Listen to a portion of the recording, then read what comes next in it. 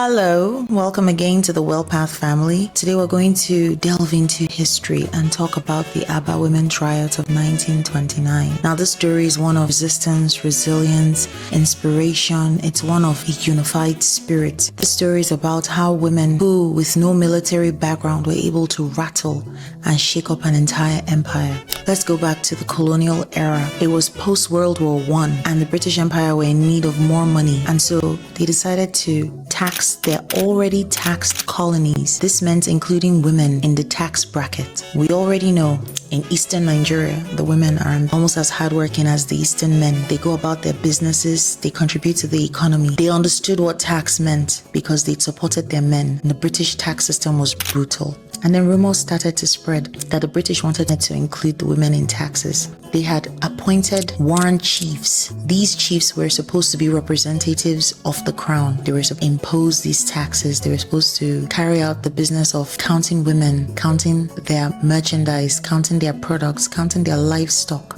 The women were already talking about how that's unfair, how that's not right, how they're not used to paying tax. They're already supporting their men. Why are they including the women? But the empire didn't care. They just wanted more money. And so these warrant chiefs were corrupt. In as much as they were trying to carry out the mission of the crown, which was to get people to pay tax and get the women to come on board, they were also enriching themselves. And the women didn't like this. These warrant chiefs were not elected by the people. So the women thought they were unqualified and they abused their power. One fateful day, this warrant chief comes into the home of a widow called Mwangerua. He came with the sole purpose to count her livestock and the people in her home, possibly her workers. And he came and he said to her, how many livestock do you have? How many sheep? How many goats? How many chickens do you have? She opposed, vehemently stating that widows are not meant to be taxed. She now confronted him and asked, do you count your mother? And of course, the warrant chief was enraged by that. He felt insulted. Grabbing her by the throat, he shook her vehemently, and shaken she was, but intimidated she was not. She marched to the market square and told the women her ordeal, told them her experience, and all of them, in fact, that was the match that lit the fire. They were so angry and they were like, this is absurd, this is outrageous, this is uncalled for. What was the meaning of all this? And so in a matter of days, they organized a riot.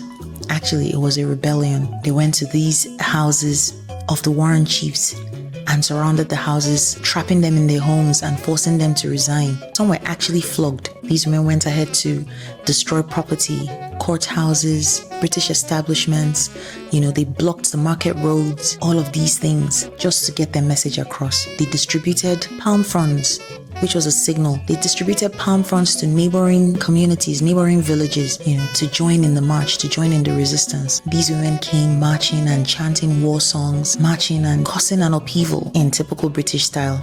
They responded as predicted, deployed military personnel, soldiers, to come with force and take control of the situation. They ended up opening fire and killing many women and injuring them. It is reported that 50 women lost their lives and 50 were injured. Legend has it that it may have been a little more. What started as a resistance ended up being a significant moment in history where the British had never been challenged before. In fact, they didn't know what to do about it. They were shocked. They'd never had people react faster than they could respond. We may think this is just a riot of the early 20th century. In reality, it was a revolution. It was the beginning of many said resistances to come. Many people draw inspiration from what happened with the Aba Women's Riot. Not only were they able to march and make their demands, they were also able to get some results from it. The warrant chief system was abolished. They were able to get the British Empire to suspend their agenda to include women in taxes. And yes, the Aba Women Riot actually brought about many other activists like Fumilola Ramsey Kuti, Margaret Igbo. They all drew strength from the spirit of these women, played their part in history as well, to resist and to speak for the oppressed and to speak for the disadvantaged. This is just a fantastic story in history that we all need to learn from, that we all need to draw inspiration from, and we all need to understand our place and the power we have in unison, in togetherness. It's an amazing story, and I'm glad that we've been able to share it. Nothing should hold you back. No form of oppression, no form of abuse. Nothing should hold you back from doing the thing you believe is right, is fair, is just. And be an advocate for yourself and for other women as well. So that's it from our little delve into history. I hope this story resonates with us and inspires us to do better. Thank you so much, Wellpath family, and have a beautiful night. And I love you.